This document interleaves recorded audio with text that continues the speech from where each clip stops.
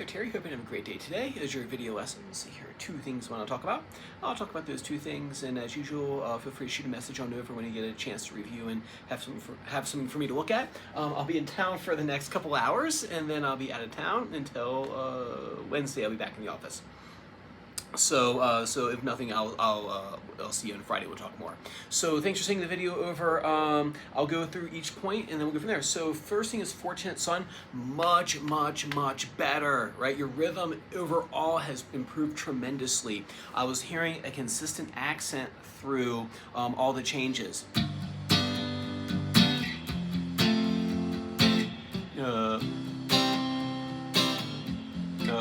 That's it.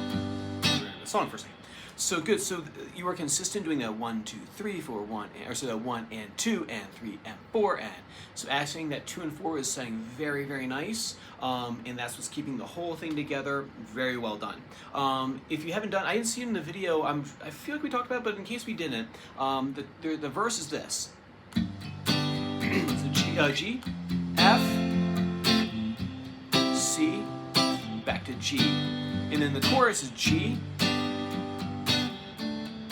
D, C, then G. So it ain't me,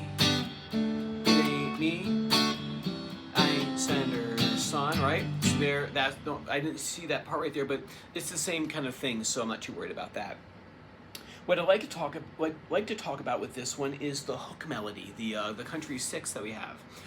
You're getting the right notes. You have to make sure they line up correctly where they are in the song. That's the trick of it. So when you play the, so,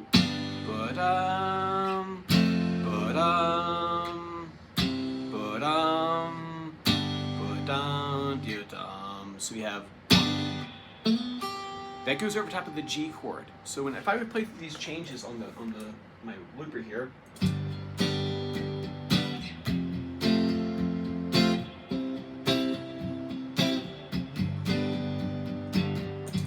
close enough.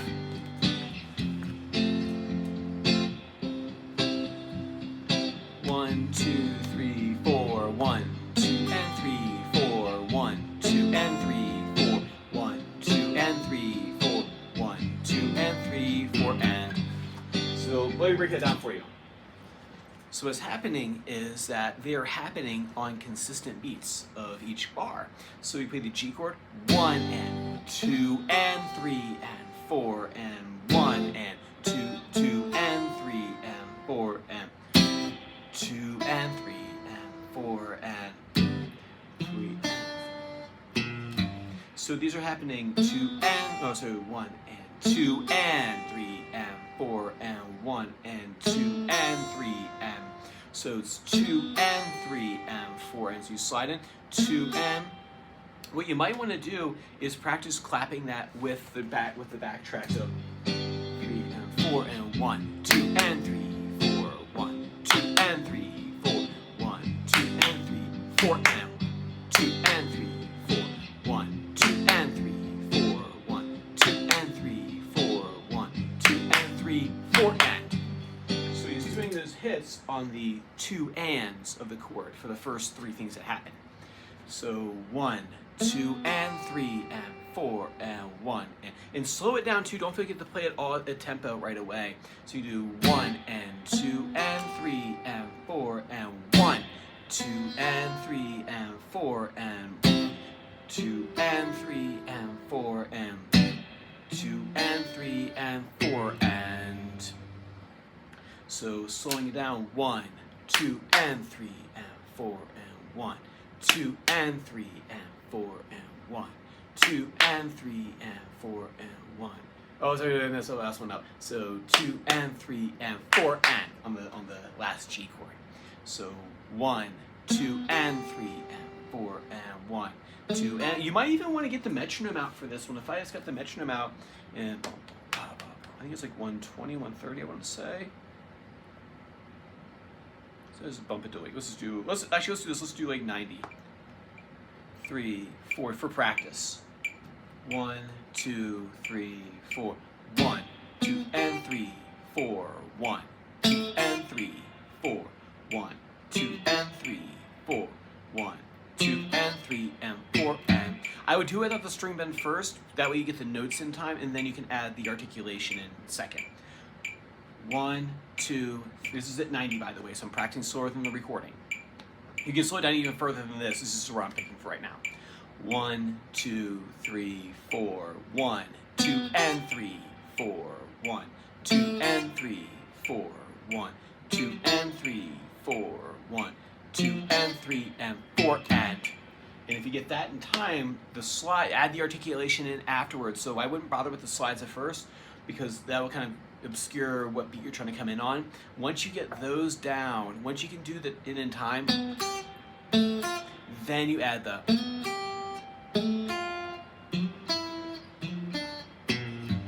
add those in, but you got to feel where the big structures are first, and then you add in the inflections afterwards. There's the first thing I would work on. And then next, your soloing, great, man. It's coming along very nicely. It's almost like sometimes the issue is we have too many things that we can do, and we have to really kind of like narrow down the field, because if you have too many things you're trying to do, your solo like it's like we have the topic, right? And you get so excited about the topic that you go, oh my God, here's everything I know about it, right? Versus going, okay, let's solo, but let's keep it restricted as what we're playing around with.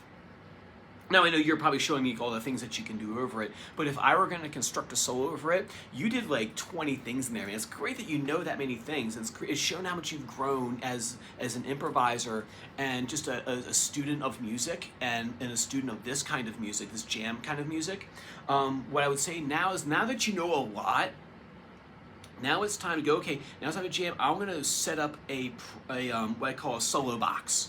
Where you go, okay, my box is here. First thing I'm going to ask myself, I wrote these questions, what scale am I going to use, right? Because as you're finding out that you actually have a fair amount of options as the scales you can play over this tune. So I go, okay, I'm going to play G minor pentatonic, okay? We can do that.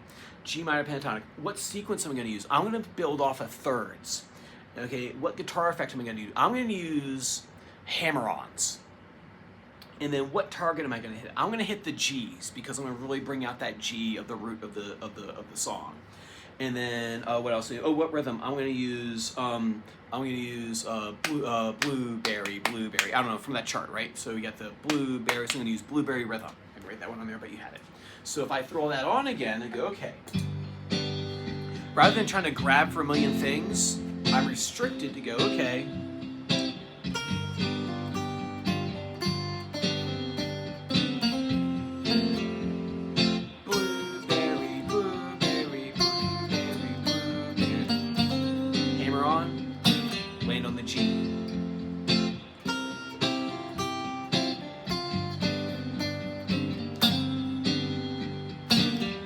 There I did everything I wanted to do in that particular part of the solo.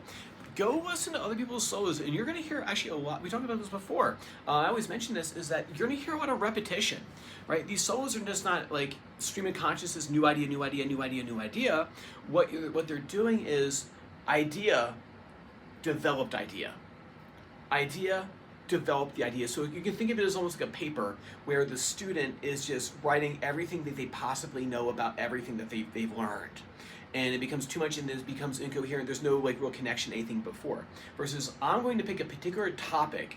So we're going to talk about, I don't know, plants. And we're going to talk about deciduous plants. But I got to stay, but what kind, what genus, what family, all that stuff. So you stay, okay, so now we're talking about a very specific thing, and now I can develop an idea where I can talk more about a very small topic, right? Versus just going, okay, I have all these different things I can do. Here's everything I know. So I have my...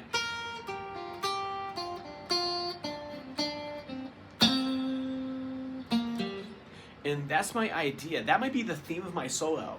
That might be like if you think of A, B, C, D form, that might be my A's. A, B, A, C, A, D, A, B, and I'm alternating between different concepts. So if I might take this idea,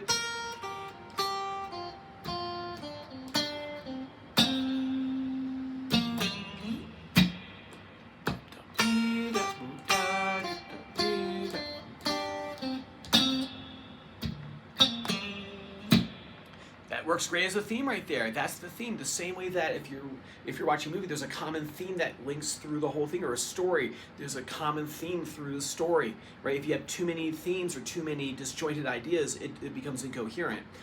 It's not just about having notes you can play. It's about a small amount of notes, stay within the box, and then to develop ideas that you create out of that. So I might have this.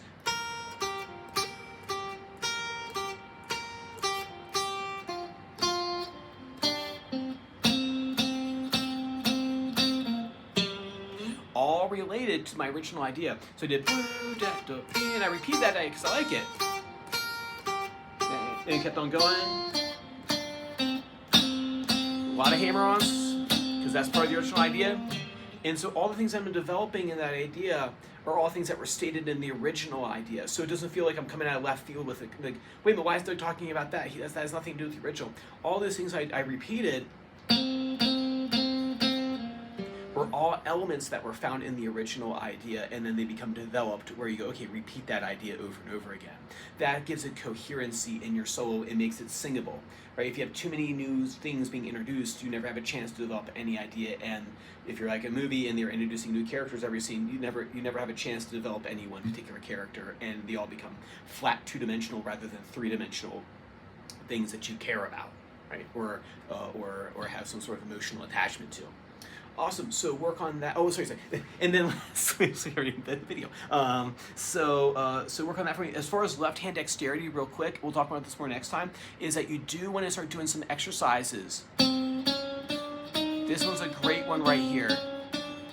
Left hand, 1, 2, 3, 4, 4, 3, 2, 1. Noticing I'm trying to stay right over top of the strings, one finger on at a time.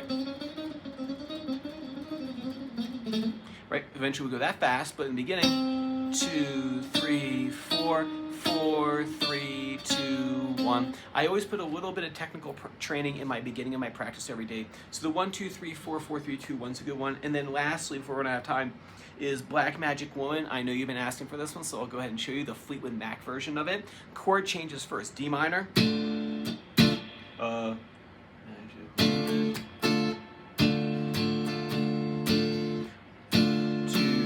That's it. Go back to here. A minor, 3, 4, 1, 2 bars, back to D minor. Using A minor form right here. G minor, using E minor form. Here's where it gets a little tricky. D minor, C, B flat, A, D minor twice,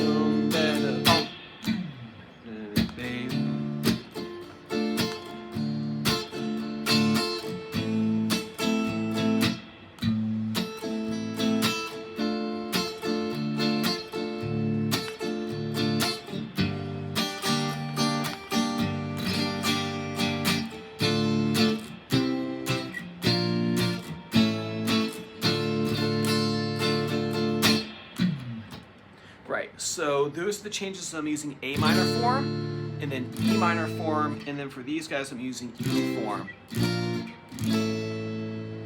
And then you can always change that up, so whatever form bar chords you want to use, you could totally use C, B, A, right, you could do that if you wanted to. But we'll talk more about that last time. First things first, get the changes down, and then we'll talk about Peter Green's solo, and maybe what we'll do is we'll learn some licks out of his solo. They're all great ones, and then see how they relate to the boxes and landing notes and target tones. This will be a great project for us to work on, dissecting his solo and then maybe a dot, and then see how many of those that we like, and we'll adapt them into our own solo guitar playing. Awesome, man. Work on that for me. I will see you not this Friday, but the following Friday. Take care.